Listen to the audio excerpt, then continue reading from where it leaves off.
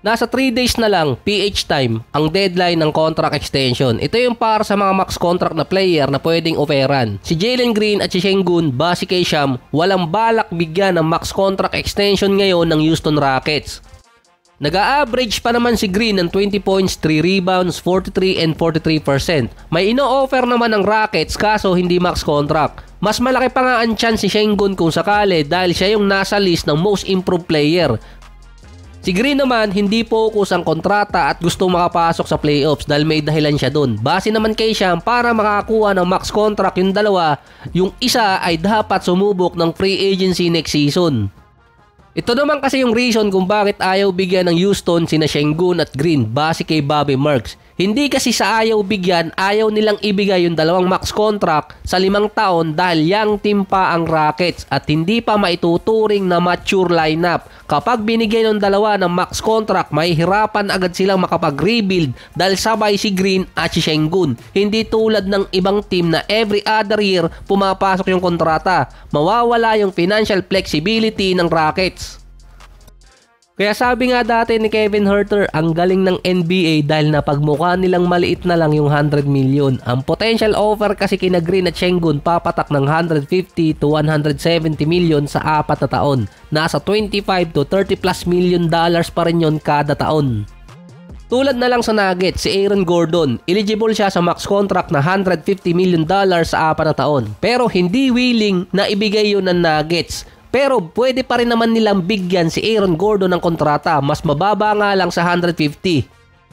Iba ang Nuggets sa Rockets dahil contender na ang Denver. Kailangan nilang ma-retain yung roster nila kaso over the tax na sila.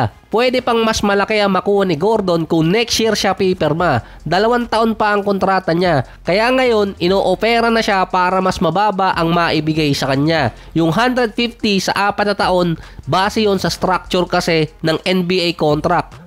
Kapag next year pa siya pumirma, pwedeng tumaas pa yon sa 170 million sa 4 na taon at dun pa magkakaproblema yung Denver. Si Gordon, bata pa naman siya. Sakop pa siya ng 12 buwan sa kalendaryo kapag may leap year.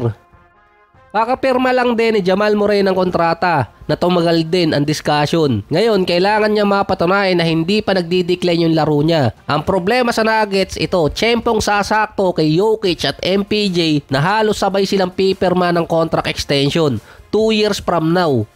May hirapan doon ang Nuggets kapag next year pumirma si Aaron Gordon dahil magkakaproblema ang Denver mula 2026 until 2028 na hindi sila makakapag-compete sa roster upgrade. Kailangang i-preserve ng Nuggets yung prime ni Jokic kasi nakalinya pa siya sa max contract na malaki ding pera yon. Maraming pambili ng kabayo. Si MPJ naman since off-season pa nasa trade rumors na siya. Siya kasi nakikitang bibitawan ng Denver. Kahit kumuha lang siya ng nasa $30 million per year, hahatakin naman yon ng kontrata ni Jokic at ni Jamal Murray. Atlanta Hawks ngayon ang dinidikit na pangalan sa trade. At kung hindi pa nila bibitawan si Batang Quiapo, si MPJ, siya kasi yung loose end ng Nuggets. Nasa ganyang sitwasyon kasi ang Rockets, oras na bigyan nila ng max contract si Green at si Sengun. May combine agad silang dalawa na $400 plus million sa kabuuang kontratang ibibigay sa kanila. Ay meron pang susunod na Jabari Smith at Amen Thompson ata yung isa. Kaya sinasabi ni Green lagi, priority niyang makapasok sa playoffs para pag dumating yung point na yung Rockets playoff contender na, hindi na mag-iisip yung management regarding sa contract.